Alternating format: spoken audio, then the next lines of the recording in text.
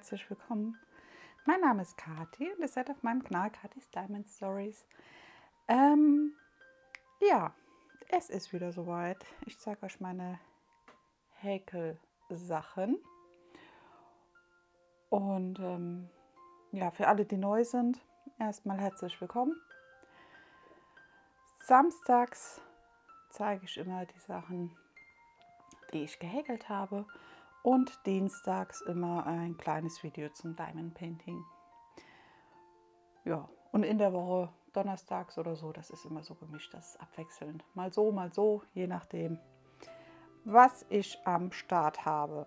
Also entweder Häkelsachen wie Wolle zum Beispiel oder was ich gekauft habe für die Handarbeit oder auch fürs Diamond Painting. Je nachdem kommt das dann mal donnerstags online oder auch mal so zwischendurch an einem Wochentag. Ihr seht es, der Tisch ist voll. Ja, am besten fangen wir mit dem kleinsten einfach an. Das ist hier der kleine magische Topflappen.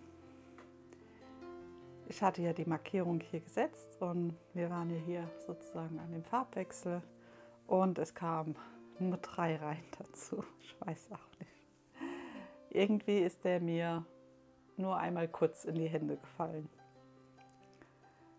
Ja, das hier ist ein Garn vom Teddy, genauso wie das silberne ein Garn vom Teddy ist. Das ist 100% Baumwolle, 125 Meter lang. Das graue war noch ein Rest und das hier ist sozusagen noch ein ganzes Knäuel, was hier noch so lang reinwandert, so viel wie ich brauche einfach, bis er fertig ist. Ja, den häkle ich mit einer Dreiernadel. Hier. Ich habe mir jetzt mal noch eine ganz alte Nadel noch rausgesucht. Die hier, die hatte ich noch in meinem Fundus drin. Und dann habe ich die hier auch noch mal gefunden. Die hatte ich mir mal irgendwann gekauft in 3 und 3,5. Ich glaube Anfang des Jahres war das. Aber ich habe sie sehr selten bis jetzt benutzt. Ja. Deswegen war ich die jetzt auch noch mal am Ausprobieren. Aber ich weiß gar nicht, ob ihr das so seht. Der Kopf hier bei ihr ist ein bisschen spitzer sozusagen. Im Gegensatz zu ihr. Ich weiß gar nicht, sieht man das? Ja, mit ihr bleibe ich halt eher ein wenig hängen. Aber ich denke mal, das ist einfach ein bisschen Übungssache. Ja. Was ich halt schön finde hier an der, ist halt, dass er halt schön lang ist für die Hand. Wenn ihr das hier im Vergleich seht. Ja, da ist halt schon ein Unterschied da. Auch zu er ist da auch ein Unterschied da. Ja, deswegen sind da jetzt 3 Nadeln drin. Einfach mal zum Ausprobieren. Und der hier hat es ja nicht mehr eilig, der magische Topflappen. Ich habe mir einen gemacht. Aber trotzdem wäre es schön, wenn er noch etwas wachsen würde. Ja, genau. Das ist einmal dazu. Ach so, den Maschenmarkierer könnten wir noch versetzen. Das vergesse ich manchmal. Machen wir einen Grad rum von unserem Topflappen und setzen ihn neu.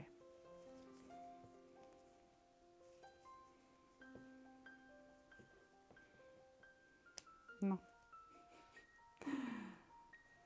Das muss manchmal mit Geduld gemacht werden.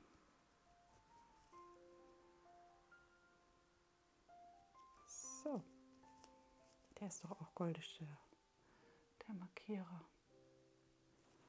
Der war in der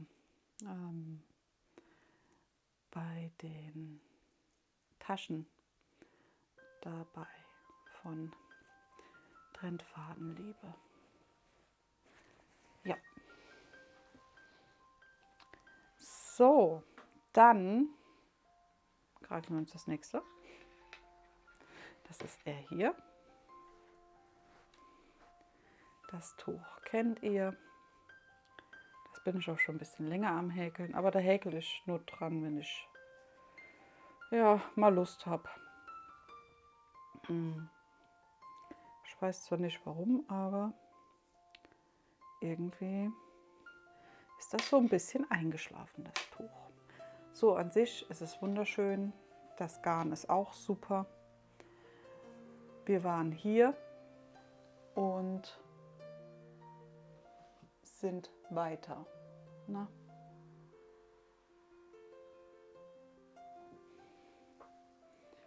Entschuldigung. Wir waren hier und das kam halt jetzt dazu. Ein paar Reihen sind dazugekommen. Nicht viel, das wird ja immer im Wechsel gehäkelt. Ich hatte schon überlegt, ich weiß jetzt nicht, ob euch das Tuch so von den lockeren Muster her gefällt.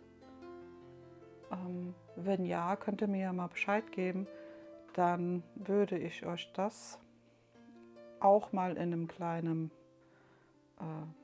Video zeigen. So habe ich es gehäkelt.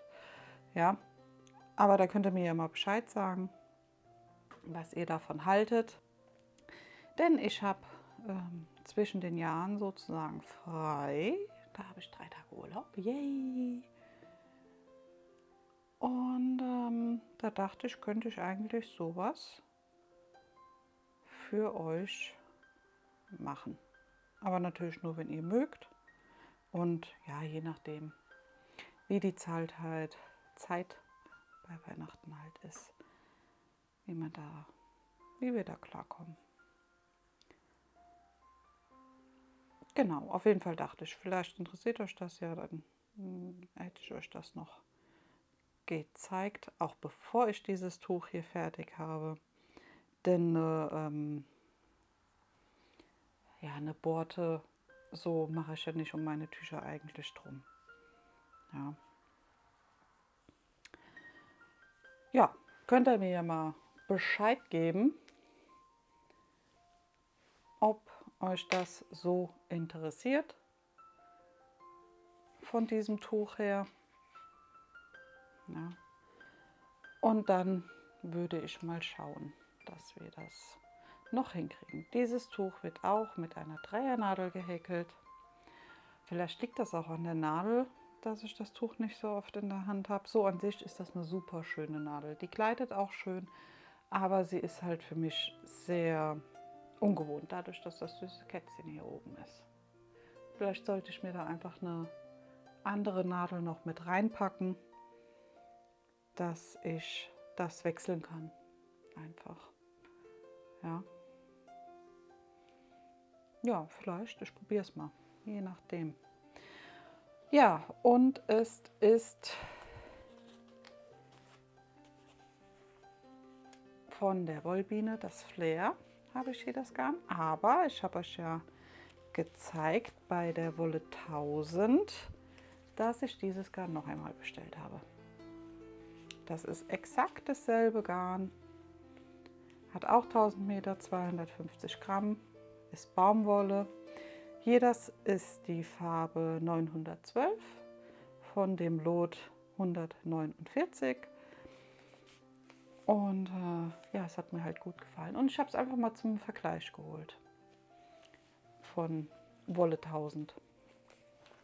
War natürlich ein Ticken günstiger. Ja, aber trotzdem tut dem Ganzen ja keinen Abbruch.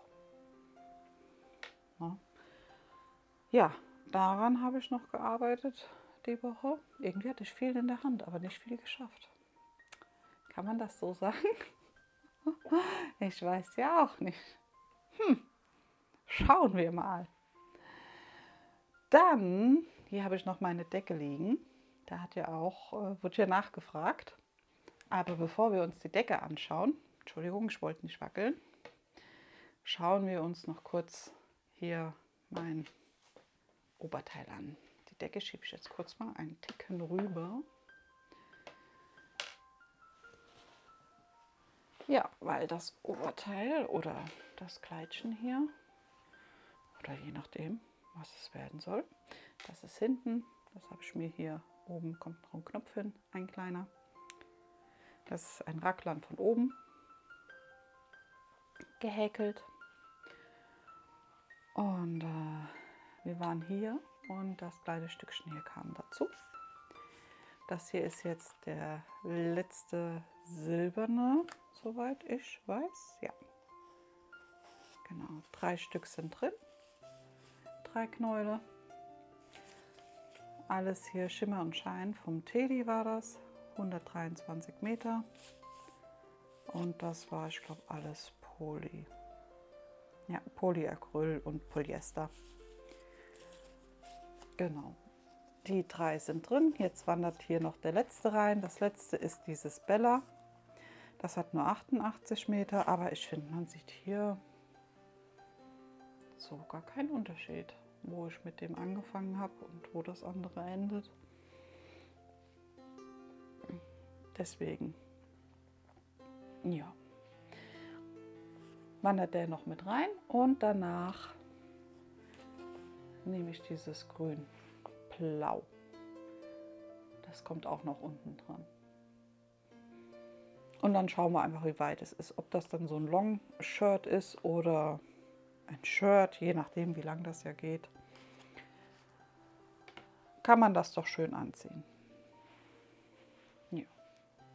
So an sich gefällt mir das sehr gut. Wie gesagt, ist ein Raglan von oben. Hier oben habe ich die Arme. Ärmelchen mache ich diesmal keine dran, weil das kann ruhig so fallen. Und dann ziehe ich einfach ein dünnes Pullichen drunter. Also ich ziehe generell was drunter, aber dann halt ein dünnes Pullichen. Dann hat man auch nicht so die Probleme, wenn das halt jetzt zum Beispiel über der Brust so ein bisschen lockerer wird, dass man dann den Pulli halt unten drunter sieht. Finde ich aber dann nicht schlimm, das ist okay für mich. Ja, die Maschenmarkierer setzen wir mal um. Wenn ich ihn aufkriege. Ja. So. Und dann setzen wir ihn hier unten hin. Das Ganze hier häkel ich mit einer 4er Nadel. Ich glaube ja. Und ich häkel auch noch meine Haare mit ein. Praktisch. Hält ein bisschen wärmer. Nur so als Tipp.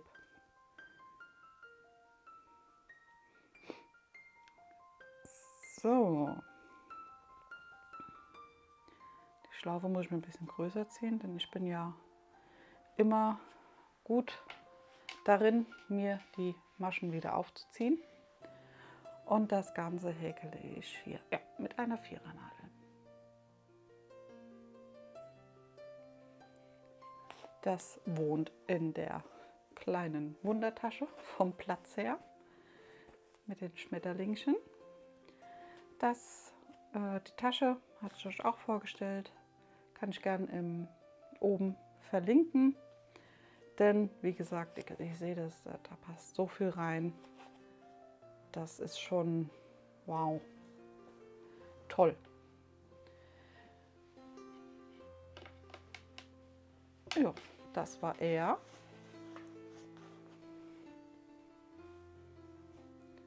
Ich meine, der passt jetzt nicht mehr so gut hier rein, aber wenn man den dann so ein bisschen stopft, passt er auch noch da rein.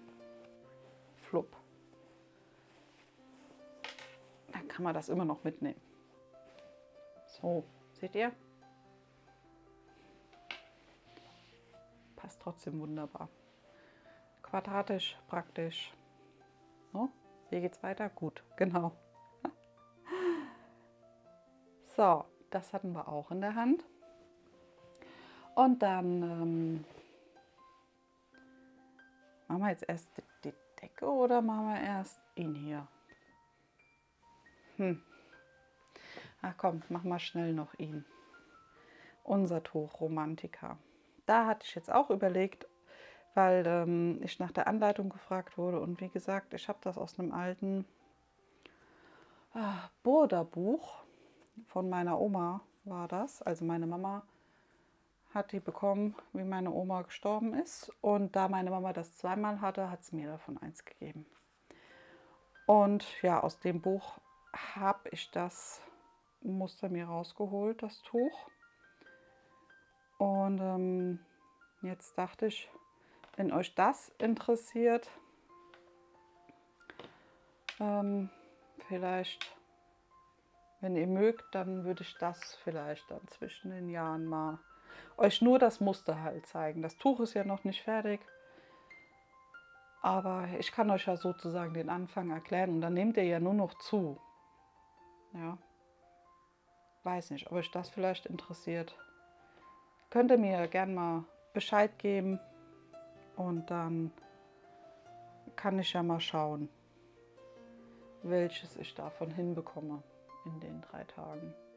Denn da drin bin ich nicht so, ja, in so, ja, erklären, weiß nicht, ob ich da drin so gut bin. Vielleicht mache ich das Ganze dann auch immer zu ausführlich, ich kann es euch nicht sagen. Müsst ihr mir einfach mal Rückmeldung geben. Ja. Also wie gesagt, das kann ich euch auch, aber wie ihr das möchtet, dann würde ich das sozusagen zwischen den Jahren in meinen 3 Tagen Urlaub mal in Angriff nehmen. Ja. Könnt ihr mir mal Rückmeldung geben, wie ihr das möchtet, ob ihr das gut findet oder eher weniger. Und dann können wir ja weiterschauen. Ja, ihr seht es, hier bei dem Tuch sieht man jetzt schon wunderschön diesen Verlauf von dem Garn. Von Grau in Lila in das Rosé. Und da ist hier der Boppel, ihr seht es. Wir haben das Rosé noch ein bisschen mit so einem Faden von dem Lila noch, von dem Helllila, und dann wird es in das Dunkle übergehen. Es ist auch es ist noch ein bisschen, aber nicht mehr so viel, weil das Muster frisst gut Wolle. Das hier sind jetzt, ich glaube 1000 Meter hatten wir hier, der Romantica von den Märchengarn war das, 4-fach. Sehr schöner Bobbel, finde ich. Lässt sich auch super verhäkeln und verarbeiten. Das ist schon klasse. Gut, die sind ein bisschen mehr im Preis, aber wie gesagt, hatte ich noch zu Hause. Und da könnt ihr ja auch immer mal gucken gehen. Ich kaufe das meistens dann bei den Märchengarne bei Entlein-Angeboten. Dann ist da irgendwas dran, ein Knoten falsch bei diesen Entlein oder so, und dann ist das ein bisschen günstiger. Und da sind immer wieder schöne Sachen drin, schöne Wolle drin. Ja, das ist das Tuch. Da fängt man ja hier unten an der Spitze an und arbeitet sich dann so langsam nach oben. Es hat auch jetzt schon fast meine Spannweite von den Armen. Fehlt noch ein bisschen, aber auch nicht mehr viel. Ja, hier waren wir und dort hinten sind wir. Also ihr seht, es ist 1, 2, 3, 4, 5 Reihen nur dazugekommen.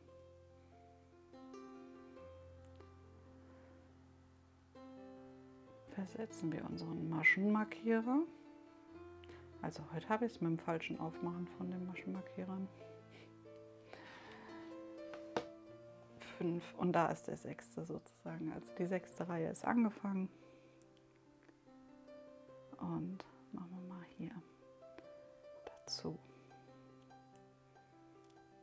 So. Also da bin ich wirklich mal gespannt, wenn das nachher im Farbverlauf mit dem Dunklen ist, wie das nachher aussieht. Ne? Ja, also das Buch wollte ich jetzt nicht unbedingt in die Kamera halten, weil, ja, ich hoffe, ihr versteht das. Das Buch wird gekauft, wird bezahlt und ich weiß aber gar nicht, ob es das noch gibt. Vielleicht im Secondhand oder sowas. Oder bei gebrauchten Büchern oder so. Bestimmt. Aber sonst, weiß nicht. Das Tuch wird auch mit einer Vierernadel gehäkelt. Und ja, darf noch wachsen, bis da alles sozusagen drin ist. Dauert vielleicht noch ein bisschen. Ihr werdet es vielleicht noch öfters sehen. Aber gut, ich habe es auch viel aufgezogen. An dem Tuch habe ich viel gelernt, muss ich sagen. Und das hier ist zum Beispiel auch ein Tuch, das werde ich nicht verschenken. Ich bin ja jetzt immer dran, an den Sachen für nächstes Jahr sozusagen zu häkeln, wo ich dann verschenke. Und ja, also das bleibt definitiv bei mir. Das Tüchlein. Ne? Genau. Ach, was ich euch noch fragen wollte, seid ihr daran interessiert, dass sozusagen, dass ich mal zeige, was ich das Jahr über gehäkelt habe? Ich meine, ich habe nicht mehr alles da, weil ich auch schon einen Teil weitergegeben habe. Aber einen Großteil habe ich noch da, weil ich das erst für 2024 immer fertig gemacht habe zum Verschenken. Sozusagen. Jetzt weiß ich nicht, aber ja, wenn ihr daran Interesse habt, dann würde ich euch da so einen kleinen Rückblick geben, was ich gehäkelt habe. Und dann könnt ihr ja auch mal gucken, ob euch da was gefällt, ob wir da nochmal was aufgreifen sollen oder so. Könnt ihr ja mal gucken und Bescheid geben einfach, was ihr davon haltet. Ja, genau. Hier, ich bin ein Held. Ich habe hier schon wieder alles aufgezogen. Ah, ja. Kennt ihr das? Es geht nur mir so, gell? Oh nein.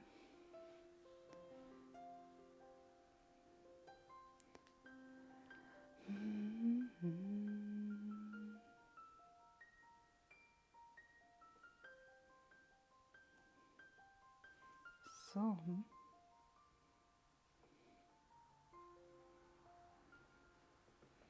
So, schauen wir mal gerade. Ja, das ist die Decke. Die habe ich im Sommer angefangen. Oder, das weiß ich gar nicht. Wir waren im Urlaub an der Ostsee. Das weiß ich. Also im Urlaub in der Ostsee habe ich die angefangen hier. Da hatte ich ein Garn dazu gekauft. Oben in Rostock, was ich hier mit eingehäkelt habe. Und hier seht ihr, ist der Wechsel, das gerade sozusagen in ein Gründelgarn. Das ist eine Decke, die wollte ich für meine Tochter häkeln oder bin ich für meine Tochter am Häkeln. Mit verschiedenen Mustern. Das ist jetzt ein Quadrat bis jetzt. Ich habe mich aber jetzt dazu entschieden, sie nur noch an 3 Seiten weiter zu häkeln. Und ich hatte jetzt diese kleinen Noppen hier dran gemacht. Jetzt folgt noch mal eine Reihe Stäbchen drüber und dann werde ich noch mal eine Reihe Stäbchen häkeln, aber wie gesagt nur noch an 3 Seiten. Und dann werde ich noch ein Muster mit dem Herzchenmotiv mit dran häkeln.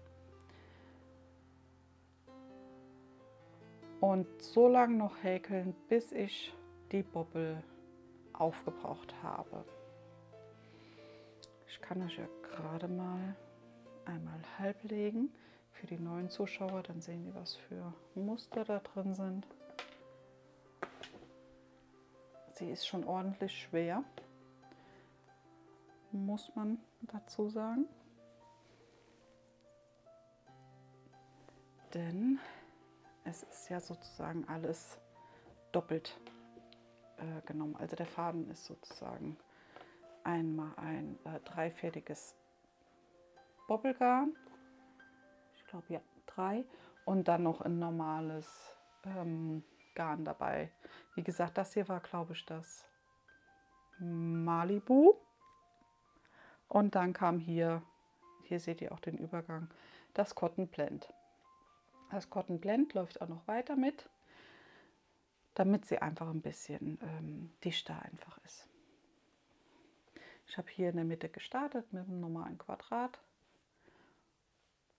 und dann einfach verschiedene Muster reingemacht. Hier sind Reliefstäbchen, vordere und hintere, dann nochmal Stäbchen, dann so mit einem Faden über Kreuz, dann nochmal Stäbchen, dann dieses V-Muster, nochmal Stäbchen, dann 3 Reliefstäbchen vorne und dann wieder 3 Reliefstäbchen hinten. Dann dieses Kreuzmuster, nochmal Stäbchen und dann dieses Noppenmuster. Wie gesagt. Und dann kommt da noch das Herzchen drauf. Ein Herzchenmuster wollte ich noch drauf machen. Und ich denke mal, dass dann auch das Garn soweit aufgebraucht ist. Das eine Garn ist hier dieses, ich muss ein bisschen länger ziehen, von Gründel, das Cotton Blend. Das hat 50 Baumwolle, 50 Tensil und ist geeignet für eine 3er und 4er Nadelstärke. Es hat 220 Meter und ich habe davon, ich glaube, noch mit dem noch 4, also mit dem insgesamt. Bin mir aber jetzt gerade nicht so sicher. Und wenn nicht, gehe ich noch mal ins Geschäft. Ich habe ein Geschäft gefunden bei uns in der Gegend, der die ganz günstig verkauft. Oder obwohl, ich weiß gar nicht, ob das günstig ist. Also das hier hat jetzt 3 Euro, ich glaube 3,45 € gekostet. Also ich fand das ganz günstig. Ich weiß, dass ich es in einem anderen Geschäft, und da hatte ich knapp 5 oder 6 Euro gezahlt für einen Knäuel. Und für die 3,45 € fand ich das eigentlich ganz günstig. Ich weiß gar nicht. Was sagt ihr dazu? Könnt ihr mir ja gerne mal schreiben. Ich bin mir gerade ein bisschen unsicher. Genau, aber insgesamt habe ich davon, glaube ich, noch 4 Knäule daheim. Und ich denke mal, das dürfte ungefähr reichen. Ja, das Ganze wird zusammen verhäkelt mit einem Knäuel von der Miss Pipinella oder mit dem zweiten Knäuel da von ihr. Diesmal häkle ich von außen ab, damit ich das Dunkle halt in einem habe in der Decke als das Dunkle. Und dann läuft das nochmal hier sozusagen rückwärts ins Helle rein,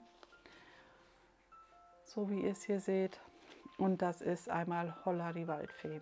Das sind auch ca. 1000 Meter, ist dreifädig und für eine Dreiernadel geeignet. Könnt ihr auch mit einer 4er verhäkeln, je nachdem, wie locker oder fest ihr einfach häkelt. Ja, und weil mir das halt aber mit dem dreifädig für eine Decke ein bisschen zu dünn war, habe ich, wie gesagt, noch so ein Beilaufgarn mitgenommen. Genau, hier seht ihr mal alle Knäulchen. Ach, guck, da habe ich auch, ja, das war das Malibu, was ich gekauft habe, das helle. So, hier seht ihr mal, dass das einmal schon drin ist und das sind 2. Ich muss ein bisschen holen. 3, 4. Und das Ganze wird auch gehäkelt mit einer 4er Nadel. Ha, eine grüne Nadel passt, gell? Ja. Ja, das hier, das ist der kleine Beutel da vom Teddy mit dem kleinen Panda-Gesichtchen drauf. Und da drin wohnt das alles. Die Decke passt da nicht mehr rein, aber der Rest passt da wunderbar rein. Ja, und dann schauen wir mal, wie weit wir noch kommen mit den Sachen. So, alles wieder drin. Dann versetzen wir noch unseren Maschenmarkierer, den schwarzen Schwan. Hier setzen wir um. Dass wir den, jetzt habe ich gerade überlegt, wo setze ich ihn hin? Den setzen wir nach hier. Und dann probiere ich, die Decke noch weiter fertig zu bekommen. Also die Decke, muss ich ehrlich sagen, genauso wie das Tuch Romantica hätte ich eigentlich gerne bis zum Jahreswechsel fertig. Oh. Aber wer weiß, ob das klappt. Na. Mal gucken. Man wird es sehen. Ja. Ja, das waren eigentlich soweit alle Häkelprojekte, die ich diese Woche in der Hand hatte.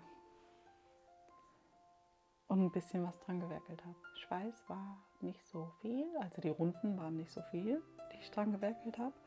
Aber irgendwie, ja, war das halt so diese Woche. Nichts Halbes und nichts Ganzes, könnte man sagen. Ich weiß nicht.